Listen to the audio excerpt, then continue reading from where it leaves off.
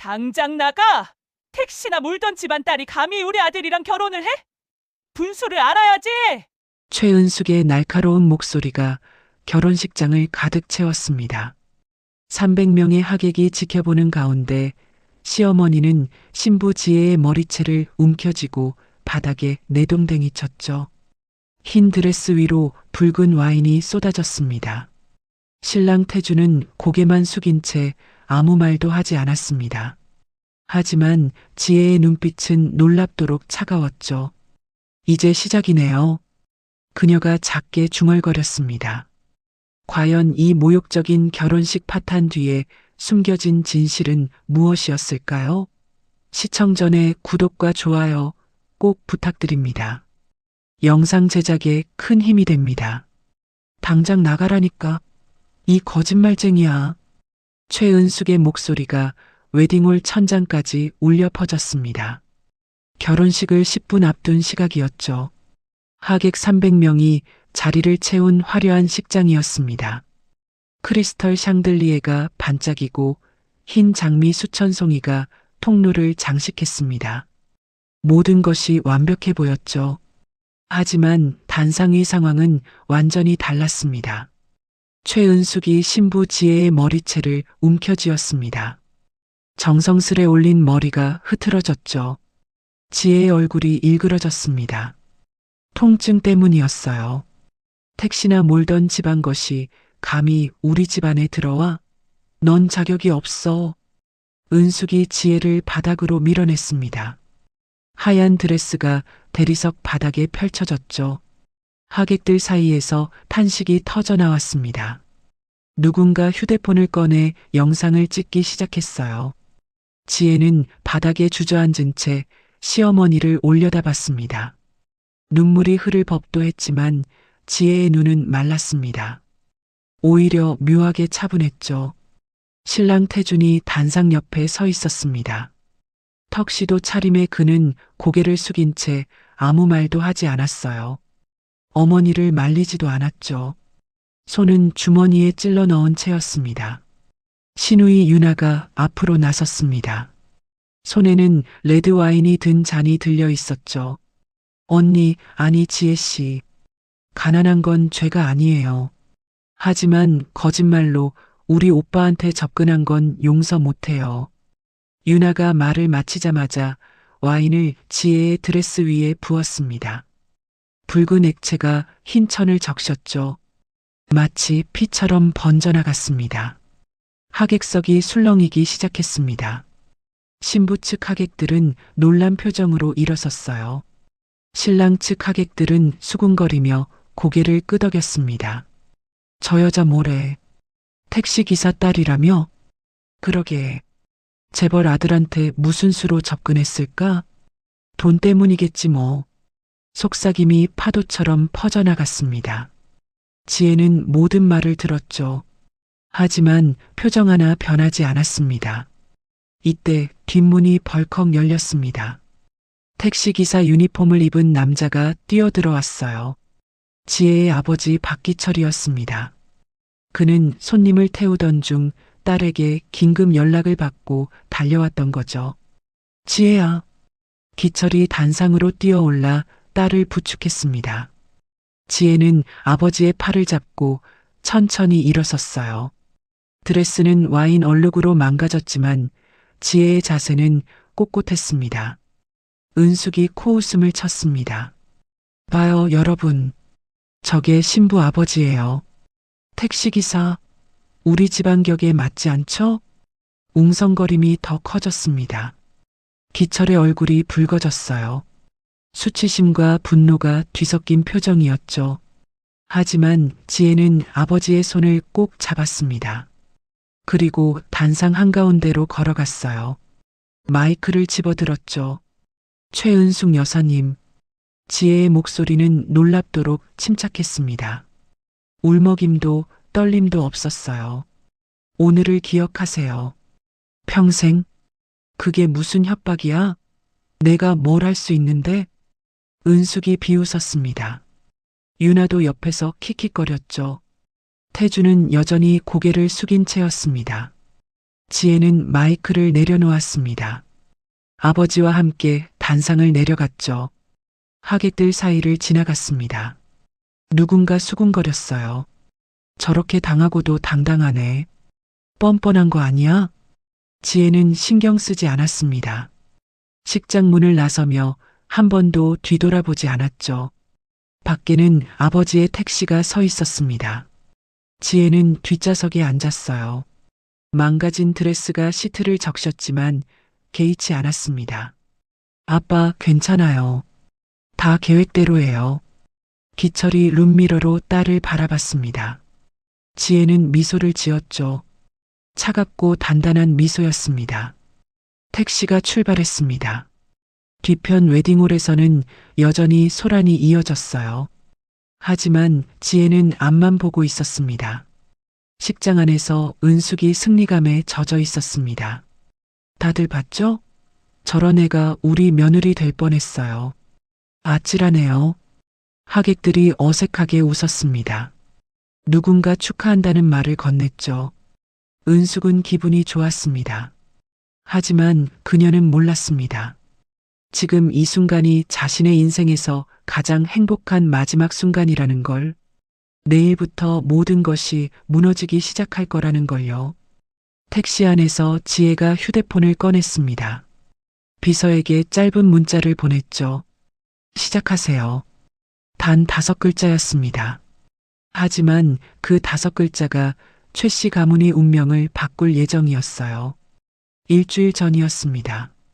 서울 강남의 고급 레스토랑이었죠. 미슐랭 3스타를 받은 곳이었습니다. 최은숙이 창가 자리에 앉아 있었어요. 명품 핸드백을 옆에 두고 샴페인을 홀짝이며 누군가를 기다렸습니다. 지혜가 문을 열고 들어왔습니다. 단정한 원피스 차림이었죠. 화장은 옅게 했습니다. 어머님, 안녕하세요. 지혜가 공손하게 인사했습니다. 은숙은 대답도 없이 지혜를 위아래로 훑어봤어요. 앉아요. 차갑게 명령하듯 말했습니다. 지혜는 조용히 자리에 앉았죠. 혼수 목록 받았어요. 은숙이 핸드백에서 종이를 꺼냈습니다. 지혜가 며칠 전 보낸 혼수 리스트였죠. 이게 뭐예요? 명품이 하나도 없네요. 침대, 냉장고, 세탁기 같은 실용적인 가전제품 목록이었습니다. 은숙의 눈에는 초라해 보였어요. 실용적인 걸로 준비했어요. 신혼생활에 필요한. 실용적? 우리 집안 며느리가 이런 걸 들고 온다고? 은숙의 목소리가 커졌습니다. 옆 테이블 손님들이 쳐다봤어요. 은숙은 신경 쓰지 않았죠. 택시비로 모은 돈이 이것밖에 안 돼요? 창피해서 어떡해요. 어머님, 아버지는 성실하게 일하시면서. 성실? 그래서 평생 가난하게 사는 거죠. 은숙이 물잔을 탁 내려놓았습니다. 물이 튀었어요. 지혜의 옷에도 몇 방울 튀었죠. 솔직히 말할게요. 난 이 결혼 반대예요. 우리 태준이한테 당신은 부족하죠. 지혜는 아무 말도 하지 않았습니다. 은숙의 말을 조용히 들었죠. 그래도 아들이 좋다니까 허락은 했어요. 하지만 조건이 있어요. 어떤 조건이죠? 은숙이 몸을 앞으로 기울였습니다. 목소리를 낮췄어요. 하지만 여전히 옆 테이블에서 들릴 만한 크기였습니다. 결혼식 때 하객들이 당신 아버지 직업 물으면 뭐라고 할 거예요? 택시 기사라고 하려고요. 안 돼요. 은숙이 테이블을 손바닥으로 쳤습니다. 다른 손님들이 완전히 이쪽을 쳐다봤죠. 사업한다고 해요. 절대 택시 기사라고 하지 마요. 알겠어요? 지혜의 눈빛이 차가워졌습니다. 하지만 목소리는 여전히 차분했어요. 아버지는 정직하게 일하시는 분이에요. 부끄러울 게 없어요. 정직? 그래요, 정직하죠. 그래서 평생 그 모양 그 꼴로 사는 거예요. 은숙의 목소리가 날카로워졌습니다. 레스토랑 매니저가 슬쩍 이쪽을 보더니 다가왔어요. 손님, 다른 손님들께서. 은숙이 매니저를 쏘아봤습니다. 우리 얘기하는 거예요. 신경 쓰지 마요. 매니저가 난처한 표정으로 물러났습니다. 지혜는 냅킨으로 옷에 튑물을 닦았습니다. 천천히 침착하게요. 어머님 말씀대로 할게요. 뭐라고요? 사업한다고 하겠어요. 그게 어머님을 편하게 하신다면요. 은숙의 표정이 살짝 풀렸습니다. 예상보다 쉽게 굴복해서 의외였죠. 처음부터 그렇게 나오지 그랬어요. 며느리 될 사람이 시어머니 말은 들어야죠. 은숙이 샴페인을 다시 마셨습니다. 지혜는 자신의 물잔을 천천히 들었어요. 하지만 한 가지만 여쭤봐도 될까요? 뭔데요? 제가 어머님께 무슨 잘못을 했나요? 태준 씨를 만나기 전부터 저를 싫어하시는 것 같아서요. 은숙이 잠시 멈칫했습니다. 그러고는 냉소를 띤 미소를 지었죠. 잘못? 당신이 태어난 게 잘못이에요. 우리 같은 집안은 우리 수준의 사람들끼리 만나야 해요.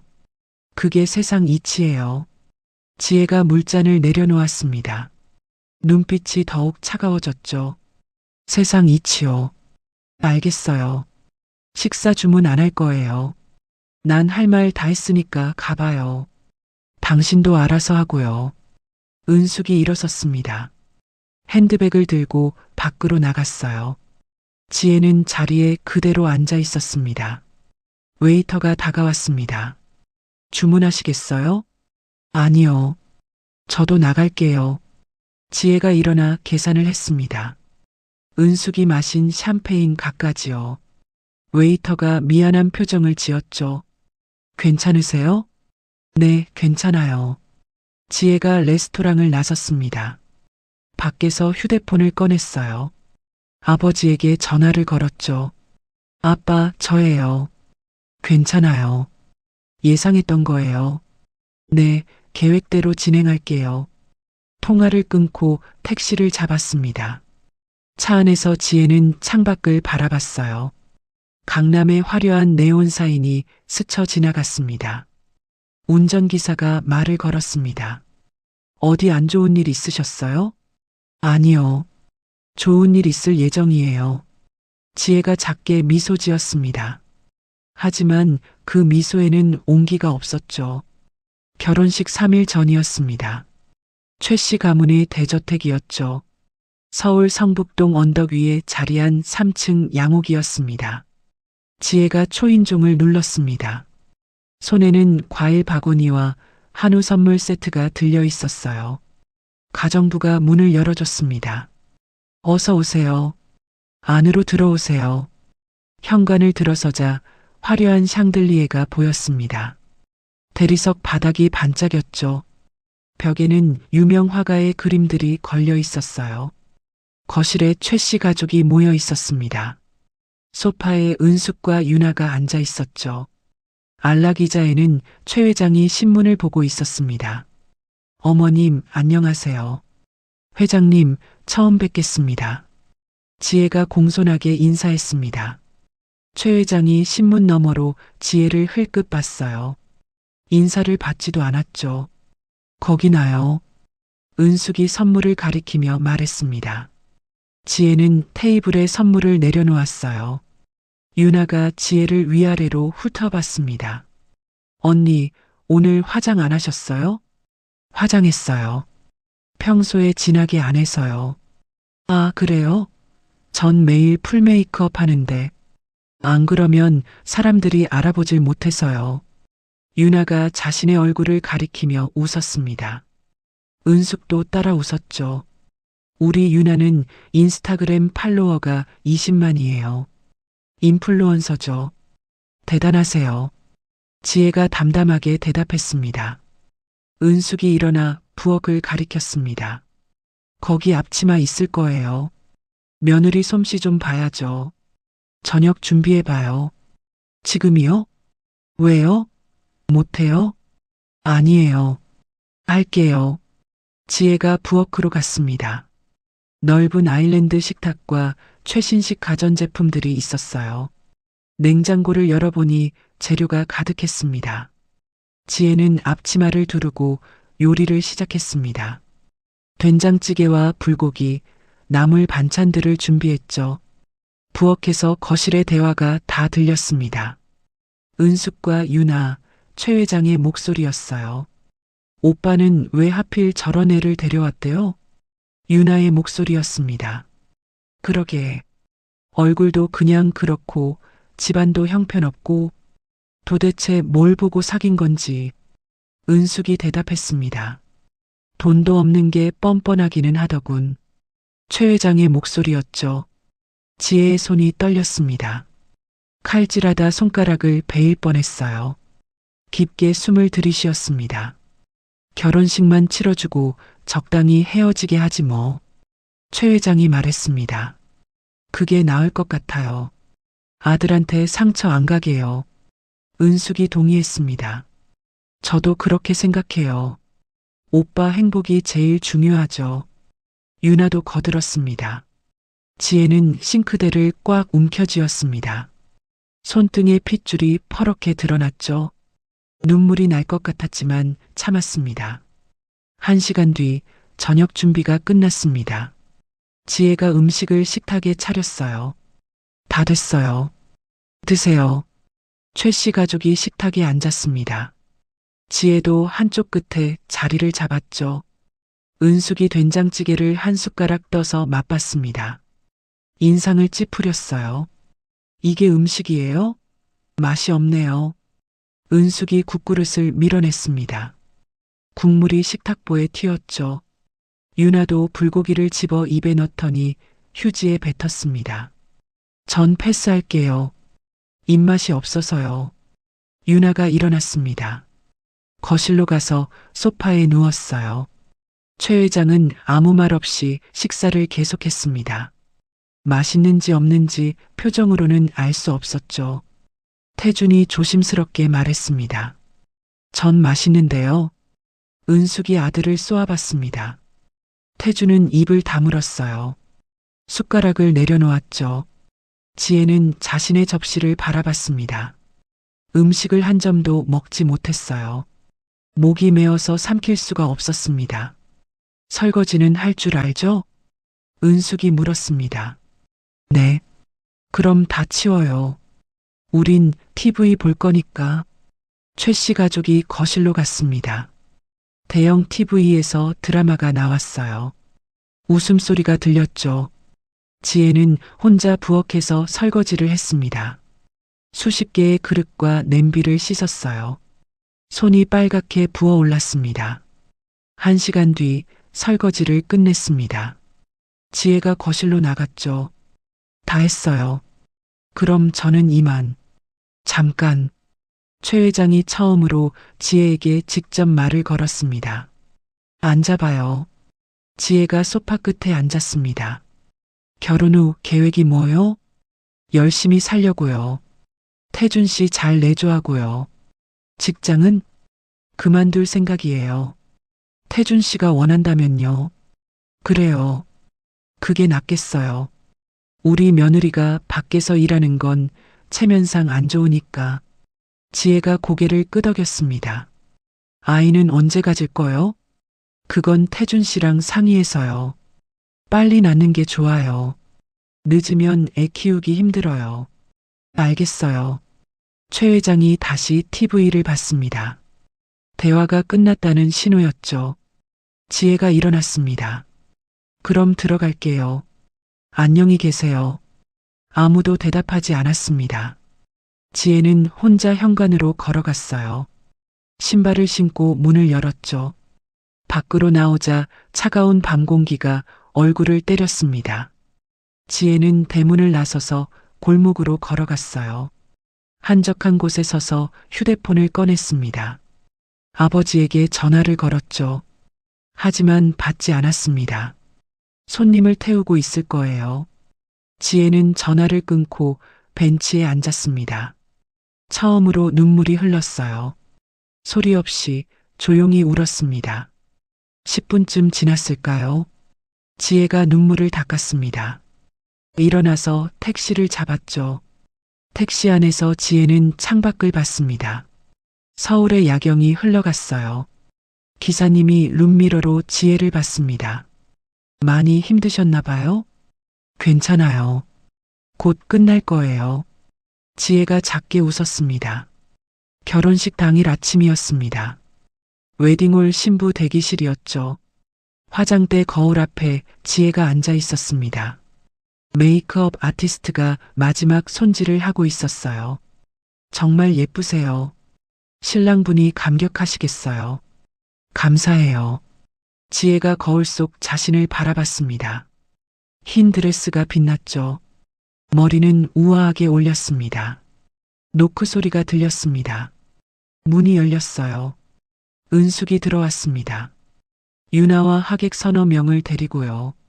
모두 화려한 드레스 차림이었습니다. 메이크업 아티스트가 인사했습니다. 안녕하세요. 거의 다 끝났어요. 수고했어요. 잠깐 자리 좀 비워줄래요? 은숙이 말했습니다. 아티스트가 난처한 표정으로 밖으로 나갔죠. 문이 닫히자 은숙이 지혜에게 다가왔습니다. 여러분, 우리 며느리 좀 보세요. 어때요? 하객들이 지혜를 훑어봤습니다. 날선 시선이었죠. 어머, 생각보다 평범한데요? 한 여자가 말했습니다. 그러게요. 신랑이 워낙 잘생겨서 기대했는데요. 다른 여자가 거들었습니다. 집안도 좀 그렇다면서요? 유나가 끼어들었습니다. 네. 신부 아버지가 택시 기사세요. 방 안이 조용해졌습니다. 하객들이 서로 눈을 마주쳤어요. 어머나. 그럼 정말 신데렐라 스토리네요. 한 여자가 비꼬듯 말했습니다. 지혜는 가만히 앉아 있었습니다. 표정 하나 바꾸지 않았죠. 은숙이 지혜 귀에 바짝 다가왔습니다. 숨소리가 느껴질 정도였어요. 식 끝나면 계약서 쓸 거예요. 태준이 재산 한 푼도 못 받는다는 계약서요. 서명 안 하면 오늘 식 바로 취소할 거예요. 지혜가 천천히 은숙을 돌아봤습니다. 왜 이러시는 거예요? 왜긴 왜예요? 내가 뭔데 우리 재산 노려요? 은숙의 목소리가 커졌습니다. 저는 재산에 관심 없어요. 거짓말하지 마요. 택시비나 받아먹던 집안 것이. 은숙이 코웃음을 쳤습니다. 하객들도 웃었어요. 지혜는 립스틱을 집어들었습니다. 거울을 보며 입술을 다시 칠했죠. 손이 전혀 떨리지 않았습니다. 대답 안 할 거예요? 은숙이 다그쳤습니다. 어머님 하시는 대로 할게요. 지혜가 담담하게 말했습니다. 그래요. 현명한 선택이에요. 은숙이 만족스러운 표정을 지었습니다. 그럼 우린 나갈게요. 식 시작 전에 다시 올 거예요. 계약서 갖고요. 은숙과 하객들이 방을 나갔습니다. 문이 닫혔죠. 지혜는 혼자 남았습니다. 거울을 봤어요. 완벽한 메이크업, 완벽한 드레스, 완벽한 헤어스타일. 하지만 지혜의 눈빛은 차가웠습니다. 무언가 결심한 사람의 눈이었죠. 휴대폰을 꺼냈습니다. 비서에게 메시지를 보냈어요. 준비 완료. 신호만 기다리세요. 답장이 바로 왔습니다. 알겠습니다, 회장님. 지혜가 휴대폰을 내려놓았습니다. 심호흡을 했어요. 거울 속 자신에게 말했죠. 이제 끝이야. 곧 끝나. 30분 후 은숙이 다시 문을 열고 들어왔습니다. 손에 서류를 들고 있었어요. 서명해요. 여기랑 여기요. 은숙이 계약서를 지혜 앞에 내밀었습니다.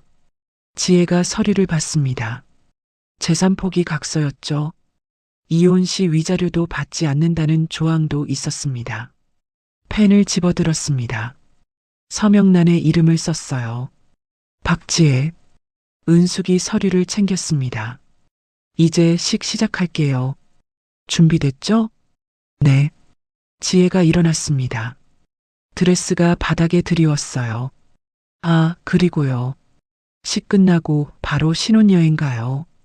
일주일 동안 연락 안 될 거예요. 알겠어요. 은숙이 문을 나갔습니다. 지혜는 다시 거울을 봤죠. 부케를 들었습니다. 하얀 장미로 만든 부케였어요. 향기가 진했습니다. 복도로 나갔습니다.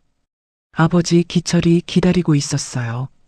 턱시도를 빌려 입은 아버지는 어색해 보였습니다. 아빠, 지혜야, 정말 예쁘다. 기철의 눈에 눈물이 맺혔습니다. 괜찮아요, 아빠. 다 잘 될 거예요. 지혜가 아버지 팔을 잡았습니다. 식장 문이 열렸습니다. 웨딩 마치가 흘러나왔어요. 하지만 지혜가 입장하기도 전에 식장 안에서 비명 소리가 들렸습니다. 은숙이 단상으로 뛰어오르고 있었던 거죠. 이 결혼 못합니다. 은숙의 목소리가 식장을 가득 채웠습니다. 300명의 하객이 일제히 단상을 봤어요. 지혜가 복도에서 걸음을 멈췄습니다. 아버지 기철이 긴장한 얼굴로 딸을 봤죠. 어머니, 무슨 일이세요? 태준이 당황해서 물었습니다. 닥쳐. 내가 속은 거야. 은숙이 아들을 밀쳤습니다. 그리고 입장하려던 지혜를 향해 손가락질했어요. 저 여자, 우리 집안 재산 노리고 거짓말로 접근했어요. 완전한 거짓말이었습니다. 하지만 은숙은 개의치 않았죠. 지혜가 부케를 든 채 단상으로 걸어갔습니다. 침착한 걸음이었어요. 어머님, 무슨 말씀이세요? 지혜가 물었습니다. 목소리는 떨리지 않았죠. 무슨 말이냐고? 내가 뭔지 다 알아냈어. 은숙이 지혜에게 다가갔습니다. 그리고 지혜의 머리채를 움켜쥐었어요. 아! 지혜가 비명을 질렀습니다. 부케가 바닥에 떨어졌죠. 하객석에서 탄식이 터져 나왔습니다. 누군가 휴대폰을 꺼냈어요. 영상을 찍기 시작했습니다. 택시나 몰던 집안 것이 감히. 은숙이 지혜를 바닥으로 끌어당겼습니다. 지혜의 무릎이 바닥에 닿았어요. 드레스가 찢어지는 소리가 났죠. 어머니, 그만하세요. 태준이 외쳤습니다. 하지만 다가오지는 않았어요. 옆에 서서 손을 휘젓기만 했죠. 당장 나가. 우리 아들한테 넌 쓸모없어. 은숙이 지혜를 바닥에 내동댕이 쳤습니다. 지혜의 머리가 대리석 바닥에 부딪혔어요. 둔탁한 소리가 났습니다. 유나가 앞으로 나왔습니다. 손에 레드와인 잔을 들고 있었죠. 가난한 게 죄는 아니에요. 하지만 거짓말쟁이는 용서 못해요. 유나가 말을 마치자마자 와인을 지혜에게 부었습니다. 붉은 액체가 흰 드레스를 적셨어요. 피처럼 번졌죠. 하객석이 완전히 술렁였습니다. 저게 무슨 일이야? 신부가 뭘 잘못했길래? 신부 측 하객들이 일어섰습니다. 어머, 택시 기사 딸이래요. 재벌 아들 잡으려고 거짓말했대요. 신랑 측 하객들이 수군거렸습니다. 그러게, 요즘 그런 여자들 많잖아요. 지혜는 바닥에 앉은 채 은숙을 올려다봤습니다. 와인으로 얼룩진 드레스, 흐트러진 머리, 찢어진 베일. 하지만 지혜의 눈빛은 차가웠습니다. 눈물 한 방울 없었죠. 지혜야. 뒷문이 벌컥 열렸습니다. 아버지 기철이 뛰어들어왔어요. 택시기사 유니폼을 입은 채였습니다. 하객들이 웅성거렸습니다. 저 사람이 신부 아버지야? 택시기사 유니폼을 입고 왔네. 정말 택시기사였구나. 기철이 단상으로 뛰어올랐습니다. 딸을 부축해서 일으켰어요. 괜찮니? 다친 데 없니? 괜찮아요, 아빠. 지혜가 아버지의 팔을 잡고 일어섰습니다. 드레스는 와인으로 망가졌지만 지혜의 자세는 꼿꼿했어요. 은숙이 비웃었습니다. 봐요, 여러분. 저게 우리 며느리 될 뻔한 사람이에요. 택시기사 딸. 하객들 사이에서 웃음이 터져 나왔습니다. 조롱하는 웃음이었죠. 지혜는 마이크 스탠드로 걸어갔습니다. 마이크를 집어들었어요. 식장이 조용해졌습니다. 모두 지혜를 봤죠. 최은숙 여사님. 지혜의 목소리가 스피커를 통해 울려 퍼졌습니다. 떨림도 울먹임도 없었어요. 오늘을 기억하세요. 평생? 그게 무슨 협박이야? 내가 뭘 할 수 있는데? 은숙이 팔짱을 끼며 비웃었습니다. 유나도 킥킥거렸습니다. 언니, 너무 드라마틱한데요? 복수라도 할 거예요? 태주는 고개를 숙인 채 아무 말도 하지 않았습니다. 손이 주머니에 깊이 박혀 있었어요. 지혜는 마이크를 내려놓았습니다. 아버지와 함께 단상을 내려갔죠. 하객들 사이를 지나갔습니다. 사람들이 길을 비켜줬어요. 수군거리는 소리가 들렸습니다. 저렇게 당하고도 당당하네. 뻔뻔한 거 아니야? 가난하면 참아야지. 지혜는 귀를 막지 않았습니다. 모든 말을 들었어요. 하지만 걸음은 멈추지 않았죠. 식장 문을 나섰습니다. 밖에는 아버지의 택시가 서 있었어요. 지혜가 뒷좌석에 탔습니다. 망가진 드레스가 시트를 적셨죠. 아빠, 괜찮아요. 다 계획대로예요. 기철이 룸미러로 딸을 봤습니다. 정말 괜찮니? 네. 이제 시작이에요. 지혜가 미소를 지었습니다. 차갑고 단단한 미소였어요. 택시가 출발했습니다. 웨딩홀이 멀어졌죠. 뒤편 식장 안에서 은숙이 웃고 있었습니다. 다들 봤죠? 저런 애가 우리 며느리 될 뻔했어요. 아찔하네요. 하객들이 어색하게 웃었습니다. 축하드려요. 잘하셨어요. 누군가 말했습니다. 은숙은 기분이 좋았습니다. 승리한 기분이었죠.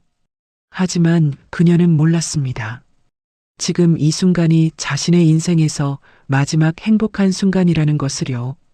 택시 안에서 지혜가 휴대폰을 꺼냈습니다. 비서에게 문자를 보냈어요. 시작하세요. 단 4글자였습니다. 답장이 즉시 왔습니다. 명령대로 하겠습니다, 회장님. 지혜가 휴대폰을 내려놓았습니다. 창밖을 봤어요. 서울거리가 흘러갔습니다. 아버지가 물었습니다. 정말 이렇게 해도 되는 거니? 네, 아빠. 이제 그들이 제대로 배울 시간이에요. 택시는 계속 달렸습니다. 지혜의 눈빛은 어느 때보다 차가웠죠. 다음 날 아침 9시였습니다. 최 회장의 휴대폰이 울렸어요. 여보세요? 최 회장님, 김 부장입니다. 큰일 났습니다. 은행 부장의 목소리가 급박했습니다. 무슨 일인가? 저희 은행이 회장님께 대출해드린 50억 원을 즉시 상환하라는 본사 지시가 내려왔습니다. 뭐라고? 만기가 아직 2년이나 남았는데 저도 모르겠습니다. 갑자기 위에서 내려온 결정이라 전화가 끊겼습니다. 최 회장이 당황한 표정으로 휴대폰을 내려다봤어요. 또 전화가 울렸습니다. 이번에는 거래처였죠. 최 회장님, 저희 계약 전면 해지하겠습니다. 왜 갑자기? 우리 10년 넘게 거래했잖아. 죄송합니다. 본사 결정입니다. 전화가 또 끊겼습니다. 은숙이 거실로 내려왔습니다. 여보, 무슨 일이에요? 아침부터 전화기가 난리예요. 그러게. 이상해. 은행이랑 거래처에서 최 회장의 말이 채 끝나기도 전에 또 전화가 왔습니다. 이번에는 부동산 건물주였어요. 최 회장님, 건물 임대차 계약 파기합니다. 일주일 내로 비워주세요. 뭐? 계약서에 그런 조항 없어. 건물이 팔렸습니다. 새 주인이 즉시 퇴거를 요청했습니다. 누가 샀는데? 모르겠습니다.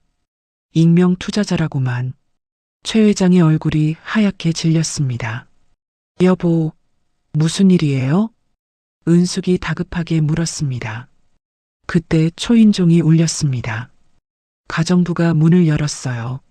세무서에서 나왔습니다. 특별 세무조사 실시하겠습니다. 세무 공무원 5명이 집 안으로 들어왔습니다. 은숙이 비명을 질렀습니다. 뭐예요? 왜 우리 집에? 법적 절차입니다. 협조해 주시죠. 공무원들이 서류를 펼쳤습니다. 유나가 2층에서 내려왔습니다. 엄마, 무슨 일이에요? 모르겠어. 갑자기 다 이상해졌어. 유나의 휴대폰도 울렸습니다. 여보세요? 네. 건물이 팔렸다고요? 제 부티크가 있는 건물이요? 유나의 목소리가 떨렸습니다. 새 건물주가 임대료를 10배로 올렸대요. 못 내면 당장 나가래요. 그럴 리가. 계약서 확인해봐. 이미 확인했어요. 건물주 변경 시 임대료 재협상 가능하다는 조항이 있어요. 유나가 주저앉았습니다. 태준도 현관으로 들어왔습니다. 얼굴이 창백했어요. 차가 없어졌어요. 뭐? 리스 회사에서 회수해 갔어요. 리스료 미납이래요. 무슨 소리야? 자동이체로 나가는데. 계좌가 동결됐대요. 은행에서. 최 씨 가족이 거실에 모였습니다. 모두 패닉 상태였죠. 이게 대체 무슨 일이야? 최 회장이 외쳤습니다. 회사로 전화를 걸었습니다. 총무이사가 받았어요. 사장님, 큰일 났습니다. 건물주가 바뀌었어요. 알아. 다들 나한테 전화했어. 직원들이 다 짐 싸고 있어요. 건물 새 주인이 즉시 퇴거 요청했대요. 새 주인이 누구야? 모르겠습니다. 익명 투자자래요. 법무법인 통해서만 연락이 와요. 최 회장이 전화를 끊었습니다. 손이 떨렸어요. 은숙이 소파에 주저앉았습니다. 이게 꿈이야? 어제까지만 해도 괜찮았는데. 어제 뭐 했어? 유나가 물었습니다. 결혼식? 지혜. 은숙의 목소리가 작아졌습니다. 설마 지혜가? 택시기사 딸이 이런 걸 할 수 있을 리 없어요. 태준이 말했습니다. 하지만 마음 한구석이 불안했습니다. 지혜의 마지막 말이 떠올랐어요. 오늘을 기억하세요. 평생. 그때는 허세인 줄 알았습니다. 하지만 지금. 회장님, 비서가 급하게 전화를 걸어왔습니다. 주거래 은행 외에 다른 은행들도 전부 대출 회수 통보했습니다. 전부? 네. 총 200억 원입니다. 일주일 안에 상환하래요. 200억? 그게 어디 있어? 최 회장이 소리쳤습니다. 그리고 주식이 폭락하고 있습니다. 뭐? 누군가 대량 매도하고 있어요. 주가가 30% 떨어졌어요. 최 회장이 휴대폰을 떨어뜨릴 뻔했습니다. 은숙이 남편을 붙잡았습니다. 여보, 어떡해요? 우리 어떻게 되는 거예요? 최 회장은 대답할 수 없었습니다. 머릿속이 하얗게 비었어요. 유나가 울기 시작했습니다. 오빠, 이거 다 지혜 때문 아니야? 태주는 고개를 저었습니다. 하지만 확신이 없었죠. 그럴 리 없어. 지혜는 그냥 평범한 여자였어. 하지만 정말 그랬을까요? 태준도 이제는 확신할 수 없었습니다. 세무 공무원들이 서재에서 서류를 뒤지고 있었습니다. 거실에서는 최 씨 가족이 넋을 잃고 앉아 있었어요. 단 하루 만에 모든 것이 무너지고 있었습니다. 은숙이 떨리는 손으로 휴대폰을 집었습니다. 지혜에게 전화를 걸었죠. 하지만 연결되지 않았습니다. 꺼져 있었어요. 다시 걸었습니다. 또 꺼져 있었죠. 지혜야, 제발. 은숙의 목소리가 떨렸습니다. 처음으로 두려움이 밀려왔어요. 자신이 어제 무슨 짓을 했는지 떠올랐습니다. 머리채를 잡았던 것, 와인을 부었던 것, 300명 앞에서 망신을 줬던 것, 그리고 지혜의 마지막 눈빛, 그 차갑고 단호한 눈빛. 은숙은 그제야 깨달았습니다. 자신이 건드려서는 안 될 사람을 건드렸다는 것을요. 일주일이 지났습니다. 최 씨 가족은 대저택에서 쫓겨났어요. 회사도 문을 닫았죠. 은행 빚은 눈덩이처럼 불어났습니다. 임시로 빌린 작은 아파트에 모여 있었습니다. 한때 화려했던 그들의 모습은 온데간데 없었어요. 은숙은 머리를 풀어헤친 채 소파에 앉아 있었습니다. 유나는 울먹이며 방 안을 서성였죠. 태주는 창밖만 멍하니 바라봤습니다. 최 회장이 책상 앞에 앉아 서류를 보고 있었습니다. 파산 신청서였어요. 이럴 수가. 평생 쌓아온 게 일주일 만에. 최 회장의 목소리가 떨렸습니다. 초인종이 울렸습니다. 누구야? 빚쟁이들은 내일 온다고 했는데. 유나가 겁먹은 목소리로 말했습니다. 최 회장이 일어나 문을 열었습니다. 밖에 정장을 입은 남자 둘과 여성 한 명이 서 있었어요. 고급스러운 차림이었죠. 안녕하십니까? 선호그룹 법무팀입니다. 남자가 명함을 내밀었습니다. 선호그룹? 최 회장이 명함을 받아들었습니다. 국내 10대 기업 중 하나였어요. 들어가도 되겠습니까? 아, 네. 들어오세요. 세 사람이 거실로 들어왔습니다. 은숙과 유나, 태준이 긴장한 얼굴로 그들을 봤어요. 앉으세요. 최 회장이 권했습니다. 변호사들이 소파에 앉았죠. 무슨 일로 오셨습니까? 변호사가 서류 가방을 열었습니다. 두꺼운 파일을 꺼냈어요. 저희 회장님께서 최 회장님 회사의 모든 채권을 인수하셨습니다. 뭐라고요? 그리고 이 아파트 건물도, 유나 씨 부티크가 있던 건물도, 최 회장님 회사 건물도 모두 매입하셨습니다. 방안이 조용해졌습니다. 회장님이 누구십니까? 최 회장이 조심스럽게 물었습니다. 여성 비서가 태블릿을 꺼냈습니다. 화면을 최 씨 가족에게 보여줬어요. 화면에 지혜의 사진이 떴습니다. 프로필과 함께요. 선호그룹 회장 박지혜. 국내 10대 기업 실소유주. 조부로부터 물려받은 재산 2조 원대. 현재 37개 계열사 운영 중. 은숙이 비명을 질렀습니다. 이게 무슨... 유나가 태블릿을 빼앗듯 잡았습니다. 자세히 봤어요. 분명 지혜였습니다. 이게 진짜예요? 유나의 목소리가 떨렸습니다. 네. 박지혜 회장님은 할아버지께서 일찍 돌아가시면서 20대 초반에 회사를 물려받으셨습니다. 변호사가 설명했습니다. 하지만 사람들이 재산만 보고 접근하는 게 싫어서 신분을 숨기고 평범하게 사셨죠. 진짜 사랑을 찾고 싶으셨대요. 태준이 바닥에 주저앉았습니다. 그래서 택시기사 딸인 척. 아니요. 박 회장님 아버지는 실제로 택시기사이십니다. 네. 박 회장님 어머니께서 일찍 돌아가셨어요. 재산은 전부 딸인 박 회장님께 상속됐고요. 아버님은 본인이 원해서 택시기사 일을 계속하고 계십니다. 비서가 설명했습니다. 박 회장님은 아버지를 무척 사랑하세요. 그래서 아버지 직업을 모욕하는 사람들을 절대 용서하지 않으시죠. 최 회장이 소파에 털썩 주저앉았습니다. 그럼 우리가... 네.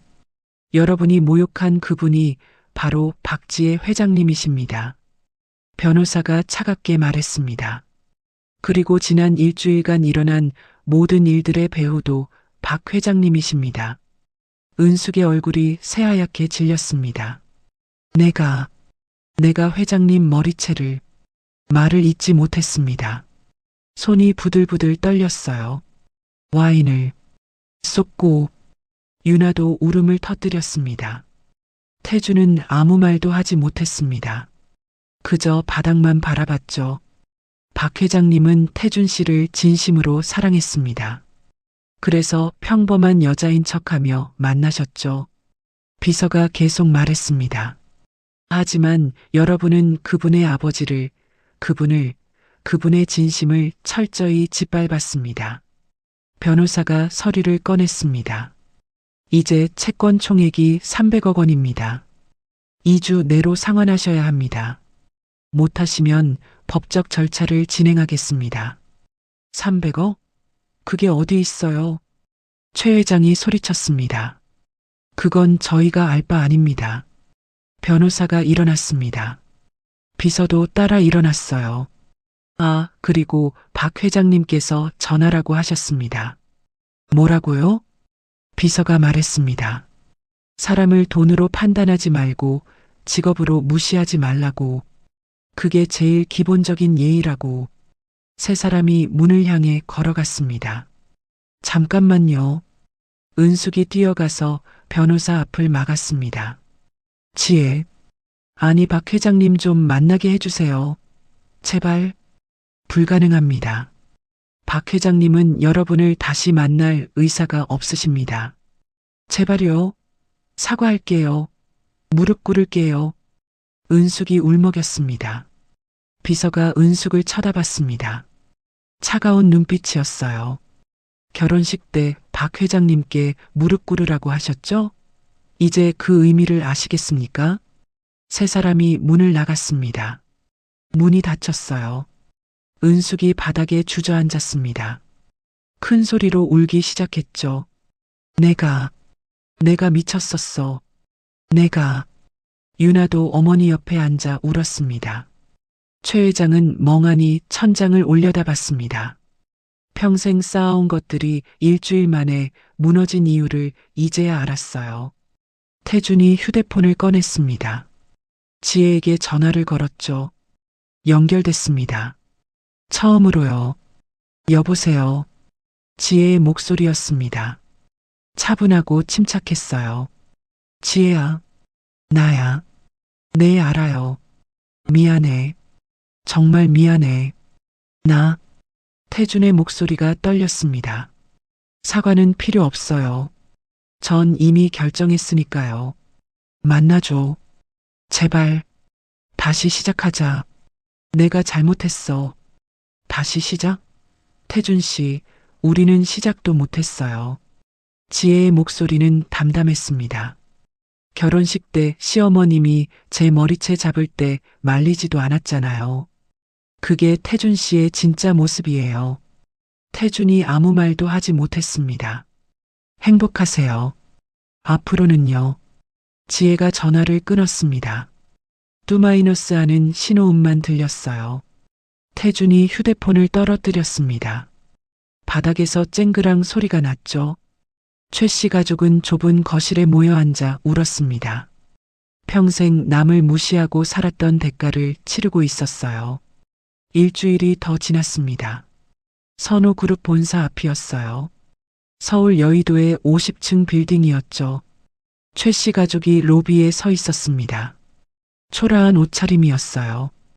은숙은 명품 핸드백 대신 낡은 가방을 들었습니다. 유나는 화장기 없는 얼굴이었죠. 회전문이 돌아갔습니다. 지혜가 나왔어요. 검은 정장 차림이었습니다. 머리를 단정하게 올렸죠. 뒤에는 비서와 경호원이 따라왔어요. 지혜가 걸음을 멈췄습니다. 최 씨 가족을 봤죠. 은숙이 앞으로 나갔습니다. 그리고 무릎을 꿇었어요. 지혜야, 우리가 미쳤었어. 용서해줘. 은숙의 목소리가 떨렸습니다. 눈물이 흘렀어요. 유나도 무릎을 꿇었습니다. 언니, 제발, 우리 잘못했어. 최 회장도 허리를 깊게 숙였습니다. 박 회장님, 제발 한 번만. 태준이 지혜 앞으로 다가갔습니다. 지혜야, 나 너 정말 사랑했어. 진심이야. 다시 시작하자. 지혜는 표정 하나 변하지 않았습니다. 차갑게 태준을 봤어요. 사랑했다고요? 네, 진심으로. 그럼 왜 결혼식 때 어머님이 제 머리채 잡을 때 말리지 않았어요? 태준이 입을 다물었습니다. 와인을 부을 때도요. 300명 앞에서 저를 망신 줄 때도요. 태준 씨는 고개만 숙이고 계셨잖아요. 지혜의 목소리는 차분했지만 날카로웠습니다. 그게 나도 당황해서. 당황? 사랑하는 사람이 폭력을 당하는데 당황해서 가만히 있었다고요? 태준이 아무 말도 하지 못했습니다. 지혜가 은숙을 내려다봤습니다. 어머님, 일어나세요. 은숙이 고개를 들었습니다. 얼굴이 눈물로 범벅이었어요. 전 용서 못해요. 절대로요. 지혜의 목소리가 단호했습니다. 지혜야, 여러분이 저를 판단한 기준이 뭐였죠? 제 아버지 직업이었어요. 택시 기사라서 무시했죠. 지혜가 한 걸음 앞으로 나갔습니다. 그게 여러분의 본 모습이에요. 돈으로 사람을 판단하고 직업으로 사람을 무시하는 거요. 그건 절대 안 변해요. 최 회장이 앞으로 나왔습니다. 박 회장님, 그럼 건물이라도 돌려주시오. 우리가 처음부터 다시. 안 됩니다. 지혜가 단호하게 말했습니다. 하지만 작은 가게 하나 차릴 자금은 보내드릴게요. 5천만 원이요. 5천만 원? 네. 그걸로 처음부터 다시 시작하세요. 제 아버지처럼 정직하게요. 지혜가 돌아섰습니다. 비서와 경호원이 따라왔어요. 지혜야, 제발. 은숙이 소리쳤습니다. 하지만 지혜는 뒤돌아보지 않았죠. 길 건너편에 택시 한 대가 서 있었습니다. 아버지 기철이 운전석에 앉아 있었어요. 지혜가 뒷좌석에 탔습니다. 다 끝났니? 기철이 룸미러로 딸을 봤습니다. 네, 아빠. 이제 진짜 시작이에요. 지혜가 미소 지었습니다. 이번에는 따뜻한 미소였어요. 택시가 출발했습니다. 최 씨 가족이 멀어졌죠. 은숙이 바닥에 주저앉아 울었습니다. 유나가 어머니를 부축했어요. 최 회장은 멍하니 서 있었죠. 태주는 떠나는 택시를 바라봤습니다. 그들은 이제 알았습니다. 진짜 중요한 게 무엇인지요. 하지만 너무 늦었어요. 한 달이 지났습니다. 홍대 근처 조용한 골목이었어요. 작은 카페가 새로 문을 열었습니다. 지혜의 작은 쉼터라는 간판이 걸려 있었죠. 지혜가 앞치마를 두르고 카운터에 서 있었습니다. 화장은 옅게 했어요. 머리는 자연스럽게 내렸죠. 초인종이 울렸습니다. 손님이 들어왔어요. 30대 중반쯤 되어 보이는 남자였습니다. 따뜻한 미소를 띠고 있었어요. 수수한 옷차림이었죠. 어서 오세요. 지혜가 밝게 인사했습니다. 여기 사장님이세요? 네, 맞아요. 남자가 메뉴판을 봤습니다. 아메리카노 하나 주세요. 알겠습니다. 지혜가 커피를 내리기 시작했습니다. 원두를 갈고 물을 부었어요. 진지한 표정이었죠. 남자가 가게를 둘러봤습니다. 아담하지만 아늑했어요. 창가에 화분이 놓여 있었죠. 여기 분위기 좋네요. 오래 하셨어요? 아니요. 한 달 됐어요. 그래요? 새로 시작하신 거네요. 네. 새로운 시작이요. 지혜가 커피를 건넸습니다. 라떼 아트로 작은 하트가 그려져 있었어요. 남자가 한 모금 마셨습니다. 맛있네요. 정성이 느껴져요. 감사해요. 정성껏 만들었거든요. 두 사람이 눈을 마주쳤습니다. 남자가 미소 지었어요. 저 근처 학교에서 미술 선생님 하고 있어요. 앞으로 자주 올 것 같아요. 환영이에요. 자주 오세요. 지혜도 미소 지었습니다. 진심 어린 미소였어요. 남자가 창가 자리에 앉았습니다. 커피를 마시며 창밖을 봤죠. 지혜는 카운터로 돌아와 다음 손님을 맞을 준비를 했습니다. 마음이 편안했어요. 휴대폰이 울렸습니다. 아버지였어요. 아빠, 지혜야, 손님은 많니? 네, 생각보다 많아요. 다행이다. 아빠가 저녁 해놓을게. 고마워요, 아빠. 통화를 끊고 지혜는 창밖을 봤습니다. 햇살이 따뜻했어요. 과거의 화려함은 사라졌습니다. 하지만 지금이 더 행복했어요. 진짜 자신으로 살 수 있었으니까요. 미술 선생님이 자리에서 일어났습니다. 카운터로 왔어요. '다음 주에 또 올게요. 커피 정말 맛있어요. 감사합니다. 아, 그리고 실례가 안 된다면 이름이 어떻게 되세요? 지혜요. 박지혜요. 지혜 씨, 좋은 이름이에요. 전준호예요. 김준호요. 두 사람이 악수를 했습니다. 따뜻한 악수였어요. 준호가 가게를 나갔습니다. 지혜는 그의 뒷모습을 봤죠. 미소가 번졌습니다. 이제 진짜 시작이었어요. 돈도 지위도 아닌 진심으로 만나는 사람들과의 시작이요. 저녁이 되었습니다. 지혜가 가게 문을 닫았어요. 앞치마를 벗고 밖으로 나왔죠. 아버지의 택시가 와 있었습니다. 지혜가 뒷좌석에 탔어요. 오늘 어땠니? 좋았어요. 정말 좋았어요. 다행이다. 아빠가 자랑스럽다. 저야말로요, 아빠. 아빠가 있어서 여기까지 왔어요. 기철이 룸미러로 딸을 봤습니다. 눈시울이 붉어졌어요. 우리 딸 정말 강하게 컸구나. 네, 아빠. 아빠 딸이니까요. 택시가 움직였습니다. 저녁 노을이 하늘을 물들이고 있었어요. 창밖으로 서울의 거리가 지나갔습니다. 화려한 네온 사인, 바쁘게 걷는 사람들, 높이 솟은 빌딩들. 지혜는 더 이상 그 세계에 속하지 않았습니다. 하지만 괜찮았어요. 지금 이 순간이 더 소중했으니까요. 택시는 계속 달렸습니다. 작은 아파트로 향하면서요. 크지 않지만 따뜻한 집으로요. 그리고 지혜는 알았습니다. 진짜 행복은 돈이 아니라 진심에서 온다는 것을요. 최 씨 가족은 5천만 원으로 작은 분식집을 열었습니다. 처음에는 서툴렀죠. 하지만 점점 나아졌어요. 그들도 배웠습니다. 사람을 겉으로 판단하면 안 된다는 것을요. 너무 늦게, 너무 큰 대가를 치르고요.